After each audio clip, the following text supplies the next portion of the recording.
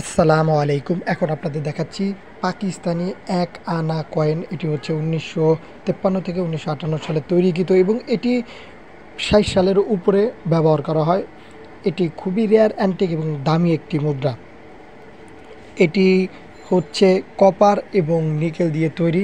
এটি 75% কপার রয়েছে এই কয়েনটাতে এবং 25% আসছে নিকেল এবং ওয়েট হচ্ছে 2.9 গ্রাম এবং ব্যাস হচ্ছে 19.5 মিলিমিটার এবং এর বেধ হচ্ছে 1.3 মিলিমিটার এবং এটি হচ্ছে 8 খাত বিশিষ্ট একটি কয়েন, খুবই সুন্দর এবং পাকিস্তানের যতগুলো রেয়ার অ্যান্টিক কয়েন আছে তার ভিতরে অন্যতম। এটির ভিতরে 3টা ভাষা দেখতে পারবেন, একটি বাংলা ভাষা আছে কয়েনটাতে, ইংরেজি ভাষা আছে এবং উর্দু ভাষা আছে।